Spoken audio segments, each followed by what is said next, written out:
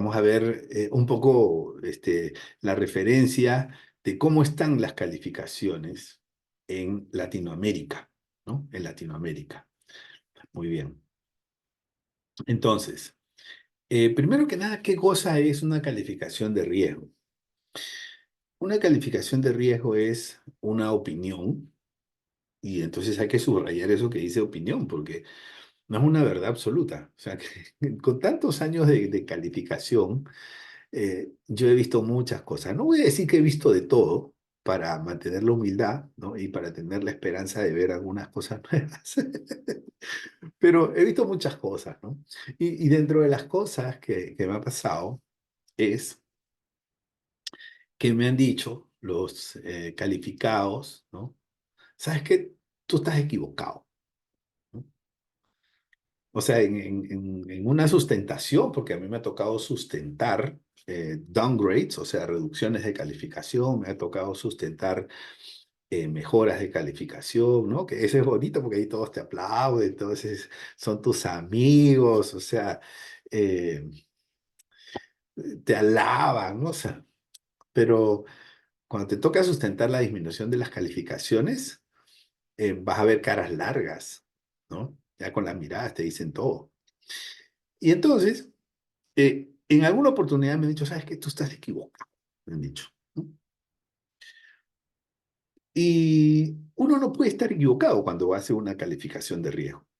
No puede estar equivocado con la calificación.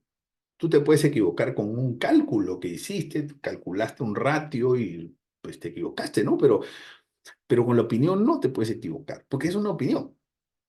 ¿Mm? Entonces, es como que vamos a un lugar y yo te digo, mira, este lugar es grande o chico. Y tú dices, a mí me parece grande. Para tantas personas a mí me parece grande. Esa es una opinión, no es que estás equivocado, ¿no? O este color te parece claro o te parece oscuro. A mí me parece claro y a otra persona le parece oscuro. Pero no, ninguno de los dos está equivocado porque es una opinión. Me parece que hace mucho calor, ¿no? Es una opinión. Pero, digamos, uno no se puede equivocar con eso, ¿no? Porque es una opinión. Opino que el ambiente está caliente, opino que el ambiente está frío, ¿no? Es muy personal, además, ¿no? Entonces, no hay calificaciones correctas e incorrectas. Lo que hay son opiniones, ¿ok? Entonces, por eso siempre tenemos, bueno, ahora yo estoy del lado de las calificadoras de riesgo, pero eh, ustedes que están del otro lado, ¿no? Siempre consideren que estos son opiniones, ¿ok? Bien, entonces, ¿sobre qué? Sobre dos cosas, la capacidad, principalmente la capacidad de pagar obligaciones. Pero no son cualquier obligación, son obligaciones financieras, ¿no? Porque también hay obligaciones operativas, esas cosas, ¿no? O sea, no es una opinión sobre la capacidad de pagar los salarios o los alquileres, no, es de pagar las obligaciones financieras. Pero además, y ahí está entre paréntesis, no dice capacidad e intención, porque tú puedes tener buenos números, pero si no hay intención de pagar, la calificación no va a ser buena. Entonces, le voy a contar una historia. Hace muchos años, un presidente, el presidente Rafael Correa de Ecuador, examinó la deuda que tenía el país, ¿no? La deuda ecuatoriana. Y determinó que parte de la deuda era ilegítima. Es decir, que la deuda había sido contraída, que no, digamos, sin mucha libertad de parte de los deudores, o sea, del país, no se usó para los fines que correspondía, ¿no? Y fue una deuda abusiva, digamos, como si eso fuera unilateral. Y que por lo tanto era una deuda ilegítima, que por lo tanto el país no iba a pagar esa obligación. Ese es un grupo, digamos, de una serie de bonos que determinó que correspondía a una deuda ilegítima y que no iba a pagar. Y eso llevó a que el país entre en un default y del cual hasta ahora no se puede recuperar. O sea, el país está, como vamos a ver, con calificaciones muy bajas. Entonces, ¿por qué? Porque cuando un país hace default, genera un incumplimiento y ese incumplimiento lleva a la desconfianza. Y la desconfianza de los acreedores y de los grupos de interés es tan fuerte, o sea, es tan fuerte cuando alguien deja de pagar una obligación y más cuando deja de pagar no por falta de capacidad, sino por falta de intención, es muy difícil poder recobrar la confianza. O sea, desde que pasó aquel incidente del presidente Correa, deben haber pasado como unos 15 años, tal vez, ¿no? Más o menos, no tengo el número exacto. Pero el país hasta ahora no se recupera, ¿no? Claro, hay razones financieras también, ¿no? Pero es muy difícil recuperar la credibilidad. Entonces entras en un círculo vicioso, porque si no recuperas la credibilidad, no puedes tomar endeudamientos que calcen con tus obligaciones, no puedes calzar tus obligaciones, vives presionado por la deuda, tus intereses son altos, tus intereses son altos, vives presionado y así sucesivamente. Entonces esa calificación tiene que tener tres requisitos. Primero, tiene que ser independiente, ¿no? Porque claro, o sea, lo que siempre he dicho, ¿no? Todos nosotros somos, nos creemos el mejor del mundo, ¿no? O sea, si tú le preguntas a un peruano, ¿qué tal prepara el pisco sour? El peruano te va a decir, ah, yo preparo el mejor pisco sour del mundo, ¿no? Claro. Entonces yo diría, mira, mejor que lo diga otro, ¿no? Porque esa opinión tuya no es independiente. ¿Qué calificación se pone? La más alta, ¿no? Bien, o cuando nos preguntan si nuestro hijo se porta bien, uno dice, sí, claro, se porta muy bien, ¿no? No es tan independiente esa opinión. Entonces la opinión tiene que ser independiente, ¿no? Segundo, tiene que ser fundamentada, o sea, no es una calificación AA, triple B o C porque sí, sino que tiene que haber argumentos, ¿no? Y eso es lo que a mí me gusta del proceso de calificación, que uno tiene que razonar mucho, uno tiene que pensarlo mucho y tiene que mezclar, eh, digamos, habilidad de debida diligencia con intuición, ¿no? Entonces, los fundamentos son, digamos, de mis partes favoritas cuando se hace el análisis de calificación de riesgo. Y luego, la calificación es prospectiva, ¿no? O sea, no es retrospectiva, o sea, no es hacia atrás, sino es hacia adelante. ¿Qué esperamos de la capacidad de pago futura? ¿No? ¿Qué esperamos? O sea, eso. No, no hacia atrás, o sea, no hacia atrás.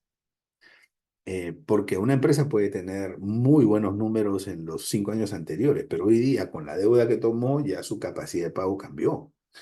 Entonces, esa es la tercera característica que debe tener, de ser prospectiva.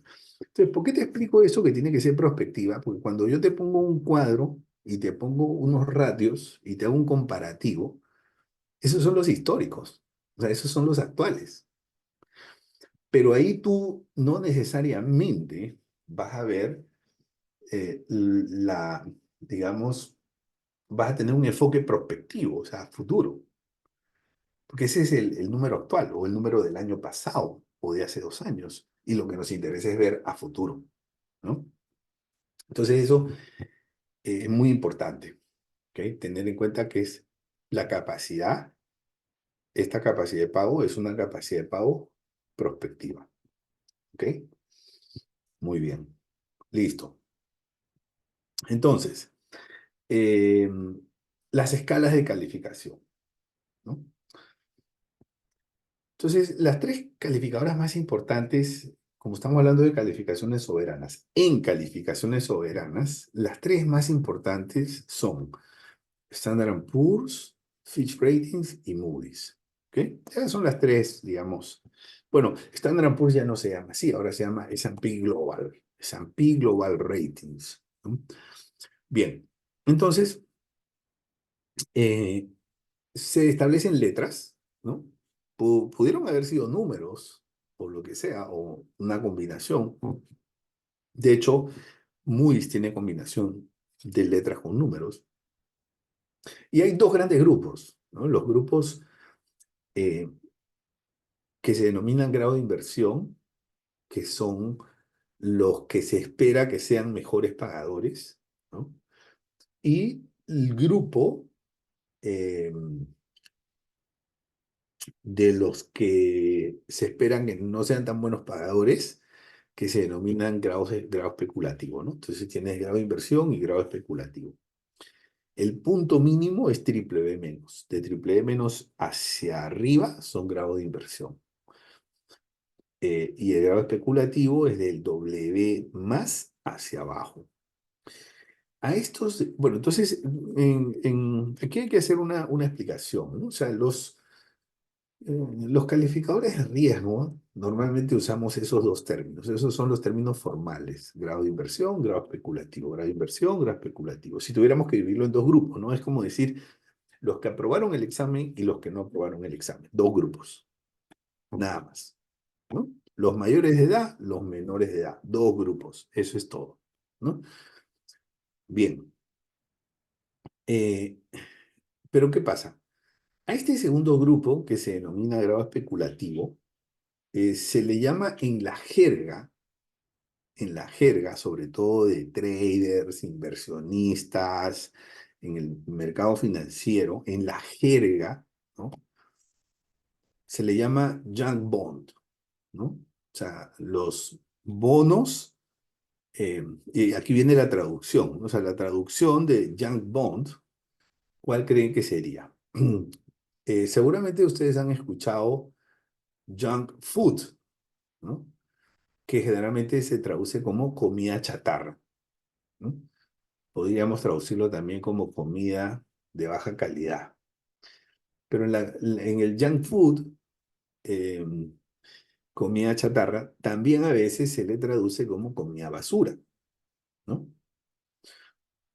Eh, entonces, en la traducción, el término se pone muy fuerte, ¿no? Porque no es lo mismo comida chatarra que comida basura, ¿no? Digamos que hay una diferencia, ¿no? En el sentido de lo que significa o expresa chatarra y basura.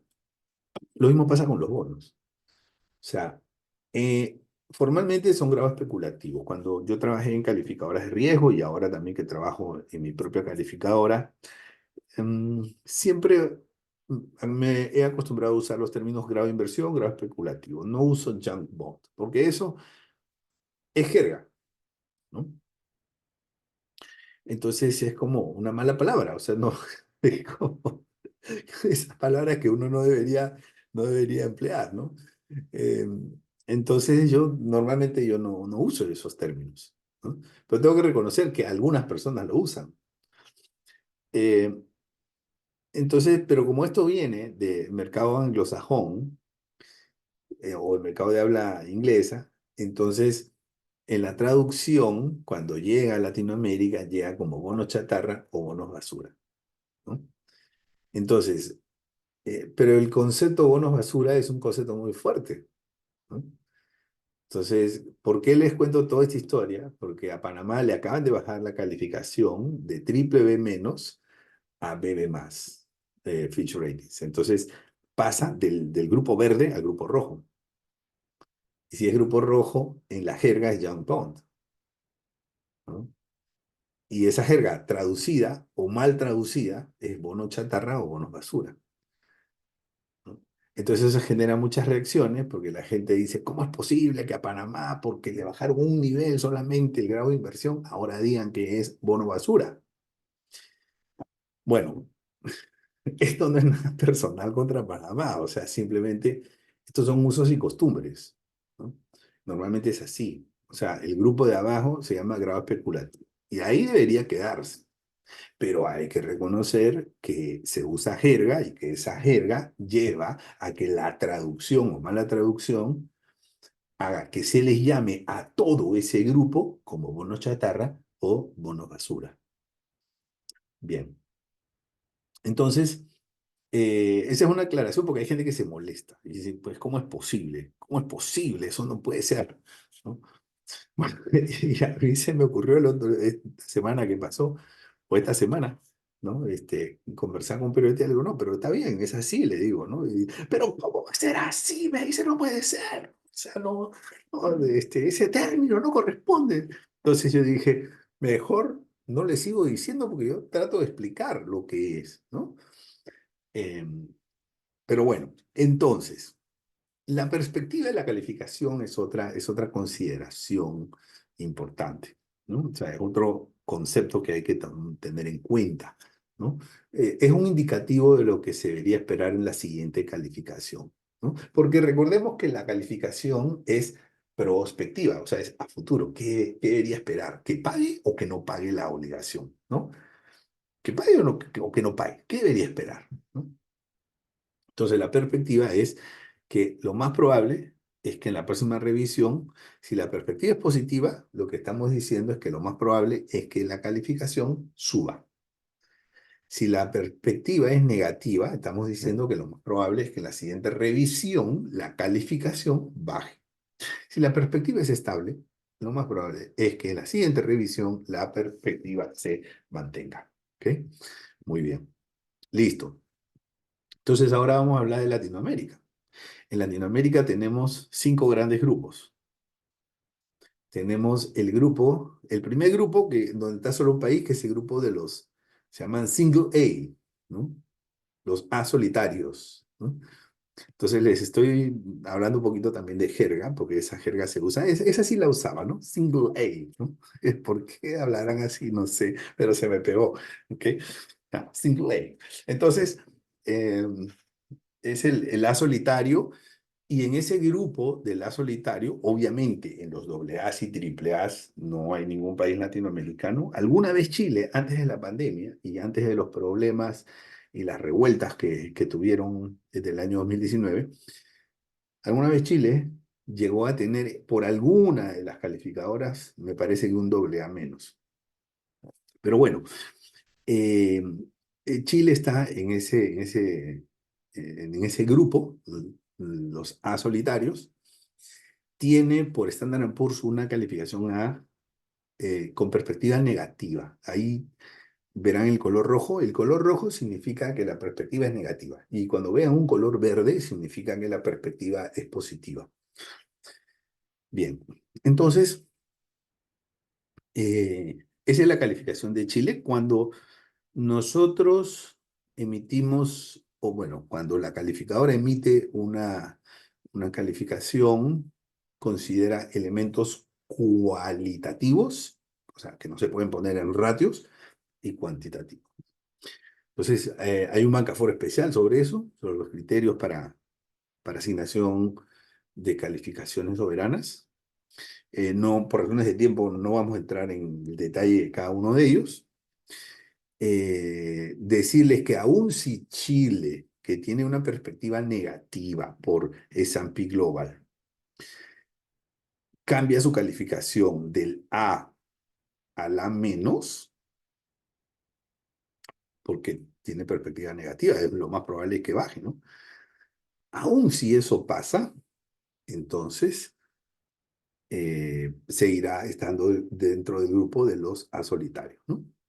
Entonces, como una referencia, su ratio de endeudamiento, porque las calificadoras usan ratios de endeudamiento. Si ustedes trabajan en créditos en la banca, también en la banca trabajan con ratios de endeudamiento. Y ustedes saben que no todos los clientes están igual de endeudados, algunos están más endeudados que otros. Entonces aquí el criterio o el indicador clásico para medir el nivel de endeudamiento es la relación deuda-PIB, ¿no? Deuda total del gobierno o deuda total pública sobre el PIB. 40,7% es el caso de Chile, ¿no? He tomado aquí los números que están en los informes de Fitch como una referencia, ¿no? Entonces, esos números no son perfectamente comparables porque no todos están hechos a un mismo corte, ¿no? O sea, algunos están a finales del 2022, otros a finales del 2023, otros son proyectados, otros son estimados, o sea, no todos tienen, digamos, pero normalmente de año a año no hay grandes cambios, ¿no? Entonces, además es una referencia. O sea, no es, digamos, una exactitud que, que nos permite, digamos, que nos debería conducir a una toma de decisión, ¿no? Simplemente es una referencia. Entonces, eh, con un 40%, Chile, 40% de endeudamiento, Chile tiene una categoría A por las tres calificadoras. Ahora bien, mira qué interesante. Alguien me dirá, entonces, si quiero ser un A solitario, solamente tengo que bajar mi deuda PIB al 40%. La respuesta es no. ¿Por qué? Porque recuerda que no solamente se consideran los elementos cuantitativos, sino también los cualitativos. Por ejemplo, la institucionalidad. Chile es un país que tiene una institucionalidad muy bien desarrollada y establecida, ¿no? Eso en primer lugar. En segundo lugar, ¿no? Hay cosas que no se ven en este ratio. O sea, digamos, no es que las calificadoras de riesgo solamente toman un ratio, ¿no? He tomado uno a manera de referencia, pero las calificadoras analizan 50 ratios. Y hay algo muy interesante que hacen, y es que como esto debe tener un enfoque prospectivo, entonces las calificadoras ven tendencias, ¿no? Ahí fue donde yo aprendí a ver tendencias.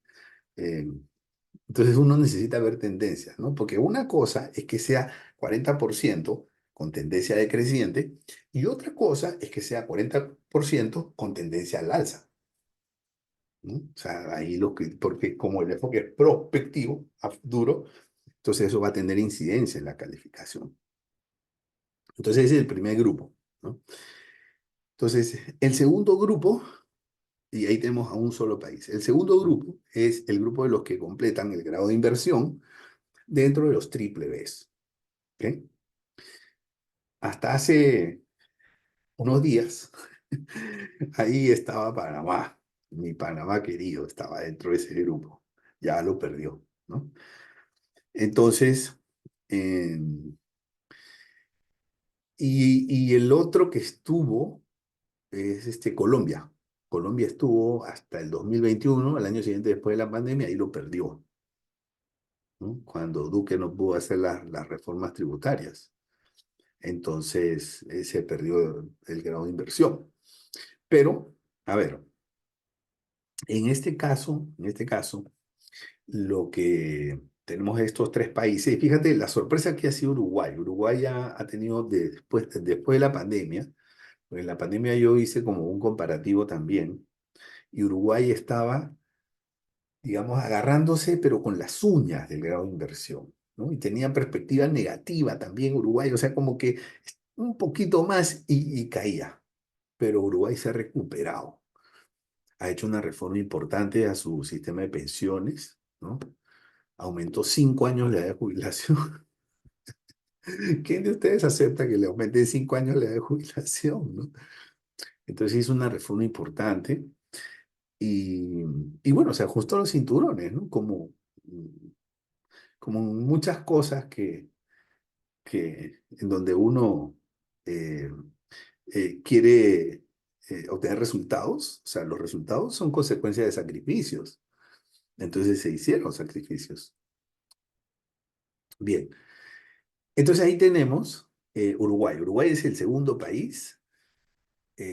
Estaba quinto en el ranking hace 3 años y hoy en día está segundo, ¿no? Pero tiene un nivel de endeudamiento más alto, ¿no? Tiene 58,3%, o sea, más o menos el nivel de Panamá. Entonces eso es lo que te dice, oye, que no es solamente ese ratio de endeudamiento, porque Panamá tiene un 56%, pero Panamá tiene unas debilidades de gobierno y unas debilidades institucionales y una tendencia, o sea, digamos, falta de sostenibilidad fiscal, ¿no? Eh, eh, preocupante, alarmante, ¿no? Entonces, no solamente es ese ratio, pero el ratio te da una referencia, un punto de partida. Está México, México está más estable, ¿no? Un país grande que se ha beneficiado con el Tratado de Libre Comercio que en su momento suscribió con Canadá y Estados Unidos. y que está con un endeudamiento de casi 45%, ¿no? Y está estable, no tiene, digamos, perspectivas ni positivas ni negativas. Luego viene Perú, mi Perú querido, ¿no? Mi Perú adorado, que tiene, que es el único país por las tres calificadoras de riesgo que tiene perspectivas negativas, por las tres. Pero claro, si hemos tenido como 85 presidentes en 6 años, ¿cómo? Es mal. Lo raro es que todavía sigue haciendo grado de inversión, ¿no? Eh, este es un tema bien interesante, porque de hecho para mí Perú es un caso de estudio, ¿no? Y no lo digo por ser peruano. O sea, para mí Perú es un caso de estudio porque es algo inédito lo que se ve en Perú. Tú tienes una buena situación financiera y una pésima situación política, ¿no? O sea, tienes una estabilidad económica con inestabilidad política. Y eso hay que estudiar. Y tengo mis opiniones, ¿no? O sea, creo que gran parte de lo que pasa en Perú es que hay una buena, aunque no lo crean, ¿no? Hay una buena institucionalidad. ¿Institucionalidad qué significa? Significa que las instituciones funcionan, que hacen lo que tienen que hacer, ¿no? O sea, por ejemplo, en un país, no voy a decir cuál, donde hay una contraloría que no controla nada, eso no es institucionalidad. Donde hay una asamblea que hace de todo menos legislar, ahí no hay institucionalidad, ¿no? No voy a decir qué país es, ¿no? Pero digamos que imagínense, ¿no? Entonces, las instituciones tienen que funcionar. Y la segunda característica que tiene que tener una institucionalidad es que cuando hay un cambio de gobierno, la institución tiene que seguir funcionando, independiente de las personas. Se cambian las personas y la institución sigue funcionando. Eso pasa en Perú, ¿no? Se cambia el superintendente de banco, sigue funcionando todo bien, se cambia el gerente del Banco Central, sigue funcionando bien, se cambia el ministro de Economía. ¿Cuántos ministros han cambiado? Cada presidente pone su ministro. Entonces, se cambia el ministro de Economía y el ministerio sigue funcionando bien. Entonces, sí hay institucionalidad, ¿no? Incluso yo pensaría, iría más allá, sin ser, digamos, abogado, yo diría que parte de la razón por la cual ha habido o hay tantos presidentes presos en Perú y ha habido tanto cambio de presidentes es la institucionalidad, porque la fiscalía hace su trabajo, ¿no? No sé si vieron hace poco, hace como la semana pasada creo que fue, eh, la fiscalía entrando a la, al domicilio privado de la presidenta de la República, ¿no? A la fuerza. ¿Para qué? Para hacer un allanamiento, a ver si encontraban pruebas de un posible enriquecimiento ilícito. Entonces, ¿en qué país se ve eso? Entonces, algunos dicen, no, que eso no se puede hacer, pero me parece que está funcionando. Bueno, y le encontraron algunas garantías de relojes Rolex, ¿no? Entonces, un presidente no gana para comprarse un Rolex. Entonces, si tú tienes una garantía de un Rolex, uno diría, es muy probable que esto te lo hayan regalado, ¿no? Entonces, amerita una investigación, o si te lo han regalado a cambio de qué. Y resulta que parece que son varios Rolex, ¿no? Muchos Rolex. O sea, es una cosa como muy extraña, pero pensaría que en la institucionalidad funciona, ¿no? Eh, y eh, en Perú siempre tuvimos la meta más exigente que el resto de países de Latinoamérica. En Latinoamérica, la relación deuda-PIB normalmente se establecía por los gobiernos en un 40% y los organismos internacionales normalmente recomendaban, mira, no más de 40%. Entonces, cuando te dicen no más de 40%, Entonces, ¿cuál es el número que escogen los gobiernos? 40. Entonces, eso es como cuando yo le digo a mi hijo que va a jugar PlayStation, ve a jugar, pero no más de una hora. ¿Cuánto tiempo va a jugar? Una hora. Es así, ¿no? Entonces, y ahí viene el famoso 40% de deuda PIB, que en Panamá también lo tenemos. Ya no quiero ni acordarme. Bueno, entonces, 40%. Pero ¿qué pasa? Eh, en Perú, alguien, no sé exactamente quién, pero hay que aplaudirlo si logramos saber quién fue, dijo, no, mira, 40 no, vamos a dejarnos un colchón de 30. Vamos a poner 30 como tope. Y mantuvieron ese 30 como tope y durante muchos años se mantuvieron en 30 como tope. En, en la pandemia, sí pasaron de 30 porque obviamente, ¿no? O sea, pero yo recuerdo unas declaraciones de la ministra, en la ministra de Economía dijo, bueno, o sea, una de las cosas aquí, de las lecciones que me dio la pandemia es que me ayudó a romper mis paradigmas. Mi paradigma era no más de 30 y tuve que romperlo porque el país necesitaba que mm, pensemos diferentes, ¿no? En un momento difícil se requieren soluciones diferentes, ¿no? Bien, entonces Perú está con perspectiva negativa. La buena noticia de Perú es que si baja la calificación, un nivel todavía sigue siendo grado de inversión.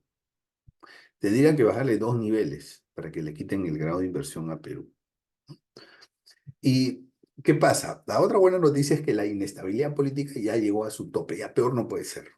Entonces, entonces ya ahí ha llegado a su máxima expresión, ¿no? Ok, muy bien. Bueno, y debajo tenemos todo el grupo de los Ws, ¿no? Panamá tiene un triple B de Standard Poor's o de S&P Global, ¿no? Ese es un triple B con perspectiva negativa, lo cual significa que va a caer. O sea, eso va a bajar, se los puedo asegurar. Lo que no sé es cuántos niveles va a bajar, porque no puedo responder por la otra calificadora. Tal vez baje un nivel o tal vez baje 2 niveles.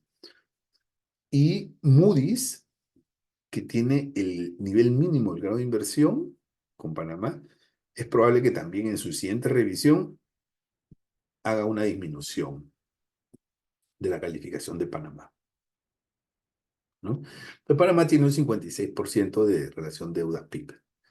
Después está Colombia.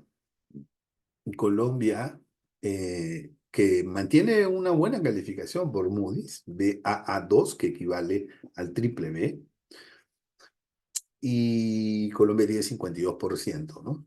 De endeudamiento. Después sigue Paraguay, ¿no? Paraguay es el que tiene más posibilidades de ese grado de inversión. O sea, es el más probable en convertirse en un grado de inversión, Paraguay.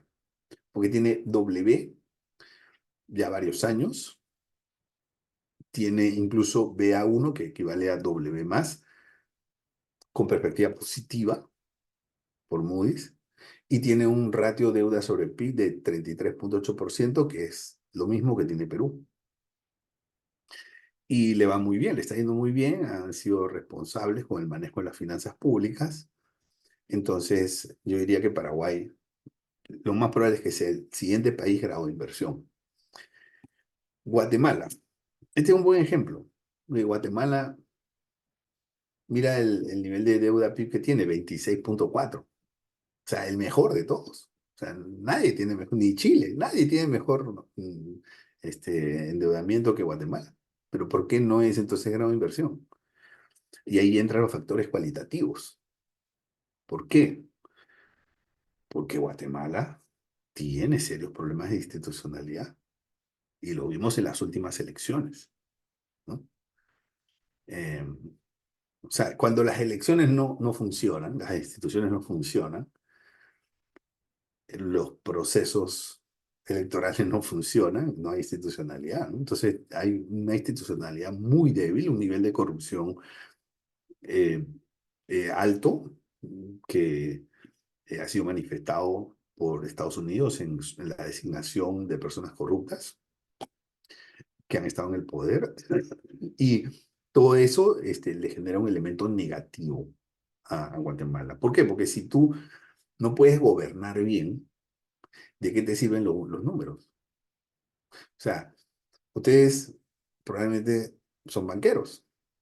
Entonces, imagínate un cliente tuyo que es un buen negocio.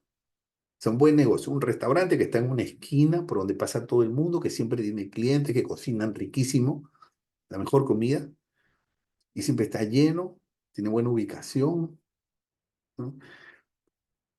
Pero la gerencia es un desastre. Entonces, tal vez tú dudarías, ¿no? De prestarle a ese cliente. Oye, tiene buenos números, mira su rentabilidad, mira cómo le va, ¿no? Pero la gerencia es un desastre, ¿no? Entonces, eh, y ahí es donde entran esos factores cualitativos que pueden llegar a ser decisivos incluso. Bien, ¿qué más? Luego tenemos Brasil. Brasil tenía en algún momento grado de inversión, lo perdió hace muchos años, que está con un nivel de endeudamiento alto, 71,1%, pero que está relativamente estable. República Dominicana es un país muy interesante porque tiene perspectiva positiva por dos calificadoras, es el único de este grupo que tiene perspectiva positiva por dos calificadoras y va al alza, ¿no? El tema con Dominicana, y Dominicana tiene un buen flujo de capitales por el turismo. El tema con Dominicana, y tiene mucha inversión, llegan muchos inversionistas, eso favorece el empleo, la producción. El tema con Dominicana es su nivel de endeudamiento, todavía es alto, 68%. Costa Rica, Costa Rica era grado de inversión en algún momento, hace muchos años. Eh, ha venido subiendo de calificación, ¿no? Entonces, Fitch, por ejemplo, lo tiene en W, pero el año pasado lo subió de W menos a W, y el año anterior lo había subido, o sea, en el año 2022 lo había subido de B más a W menos. Entonces, 2 años seguidos haciéndole mejoras en la calificación. Y tiene una perspectiva positiva por parte de Moody's, ¿no? Está en 63%, tiene retos grandes Costa Rica. El tema es que el gasto público, ¿no? Y la burocracia es muy grande en Costa Rica. Y eso, si bien es cierto, el presidente Rodrigo Chávez ha cortado, eh, digamos, mucha tela y ha quitado mucha grasa, todavía hay cierto camino por recorrer en Costa Rica, ¿no? Entonces el tamaño del aparato estatal todavía sigue siendo grande y demanda muchos recursos. Entonces eso genera déficit fiscal y déficit fiscal ya sabemos que nos lleva a deuda y si nos lleva a deuda, entonces este ratio es difícil que pueda mejorar mucho. En el siguiente grupo tenemos a Nicaragua y a Honduras, ¿no? Alguno me dirá, Nicaragua y Honduras en el mismo nivel. Oye, pero si Nicaragua pues es una dictadura, ¿no? ¿Cómo así está igual que Honduras? Bueno, eh, ahí hay varias cosas, o sea, pero va a sonar duro lo que voy a decir. Pero cuando tú haces una calificación de riesgo, no te importa si es una dictadura. Eso va a sonar duro. O sea, lo que te importa es que haya capacidad e intención, ¿no? Eh, pero no porque sea dictadura se le va a bajar la calificación. Ahora, obviamente, pueden haber consideraciones que si terminan afectando, ¿no? La intención percibida sí va a afectar la calificación. Eh, en el caso de Nicaragua, tiene incluso hasta una perspectiva positiva por parte de Fitch. Su calificación es de B solitario, ¿no? Con signo menos por Fitch, y para Moody's es B2, que equivale a B. Y tiene un nivel de deuda sobre PIB de 49%. En el caso de Honduras, tiene una mejor calificación por S&P Global, no tiene calificación por Fitch, ¿no? Entonces, probablemente ustedes me dirán, pero ¿por qué no tiene calificación? Bueno, no conozco la razón, pero pueden ser varias, ¿no? La primera razón por la que no hay calificación es porque, digamos, la calificadora no tiene confianza en las cifras y decide no calificar. La segunda, ¿no?, es que la calificadora de riesgo no quiere hacer negocios con ese país. ¿Por qué? Porque la calificadora tiene que firmar un contrato con el gobierno, entonces no quiere hacer negocios porque mm, pues tal vez son personas que en el pasado o en algún momento han tenido acusaciones, temas de corrupción o simplemente han tenido alguna discrepancia tan fuerte que la calificadora ha dicho con ese país no quiero saber nada, ¿no? ¿Ok? Pero básicamente son esas las razones. Y la calificadora es libre de decir qué trabajos aceptan y qué trabajos no aceptan, ¿no? Así como los banqueros son libres de decir a qué clientes aceptan, a qué clientes no aceptan, igual las calificadoras dicen, bueno, con este país no queremos trabajar o no podemos trabajar, ¿no? O no aceptan nuestras condiciones de contrato, ellos quieren poner su contrato, entonces no firmamos nada, ¿no? O sea, hay razones eh, que no son normales, porque normalmente los países aceptan y las calificadoras aceptan, pero puede haber situaciones, ¿no? Y finalmente tenemos el grupo de las CES, ¿no? Entonces, en el grupo de las CES está Bolivia, Ecuador, El Salvador, Argentina, Venezuela, ¿no? ¿Qué tal grupito, eh? Son todos CES, excepto Ecuador, que es B menos, pero que tiene perspectiva negativa, y El Salvador, que es B menos, con perspectiva estable. Su nivel de endeudamiento de estos cuatro países es relativamente alto, o sea, 66,5% para Bolivia, 61,8% para Ecuador, 78% para El Salvador, 85% para Argentina. Eh, y eh, son países que ya están, digamos, con la letra C. Cuando hay una calificación que tiene letra C, o sea, para mí eso es, el mensaje es que el siguiente paso es, o sea, cuando hay una calificación C, cualquiera, C, doble C, triple C, el siguiente paso es el incumplimiento. O sea, están bien cerca del incumplimiento. Es más, por ejemplo, en mi calificadora de riesgo, nosotros no tenemos el triple C más, solamente tenemos triple C. ¿Por qué?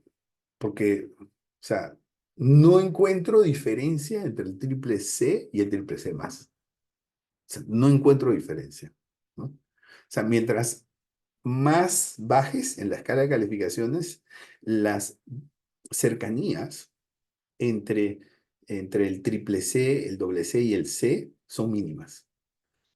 Mientras más subas, las distancias entre un doble A y un doble A más, o entre un doble A y un doble A menos, o entre un doble A más y un triple A, son más grandes, ¿no? Entonces, eh, por eso en algún momento me tocó decidir, yo digo, no, triple C. O sea, o sea, no se me ocurriría, este cliente tiene más riesgo, bajarle de triple C más a triple C. O sea, de triple, no, yo digo de triple C, bájaselo a C de una vez ya. Si tú estás viendo más riesgo de triple C a C o de triple C a doble C, ¿no? Eh, y conociéndome, yo me iría al C, ¿no? O sea, cuando estás en esos niveles, ya, digamos, este, toca ser duro, ¿no? En esos niveles. Bien. Venezuela no tiene calificaciones por S&P y por Fitch, ¿no? Recuerden lo que les decía, ¿no? A veces las calificadoras no quieren firmar contratos con representantes de países que están en listas OFAC, por ejemplo, ¿no? Que están en listas o que tienen acusaciones de corrupción, entonces prefieren no intervenir y no firman y no pasa nada, ¿no? O también cuando no creen en las estadísticas. Entonces, ¿qué pasa? Yo busqué aquí, se dan cuenta que no tengo el ratio deuda PIB. La última que encontré es del año 2017, 133% del año 2017, ¿no? Entonces, y no estaban los informes, entonces dije, mejor no pongo nada, ¿no? Mejor no pongo nada. O sea, eh, cuando hay falta de credibilidad en las cifras, también las calificadoras deciden abstenerse. Así que con esto tenemos eh, una mirada a las calificaciones. Yo les diría que Chile marca la diferencia, número uno. Número dos, Uruguay va camino a ser el próximo Chile, ¿no? Manejo responsable, institucionalidad fuerte, la mezcla de lo cuantitativo y lo cuantitativo es un cóctel muy poderoso. Bueno, Perú y México en vaivenes, ¿no? Panamá no está en el mejor momento, le tocó 5 años de un gobierno que no supo o no quiso hacer las cosas bien. Em, Colombia está pasando por momentos difíciles también. Eh, el tema con estos países de segunda vuelta es que se ganan la segunda vuelta con una aparente mayoría, ¿no? Más del 50%, pero en el fondo, ¿no?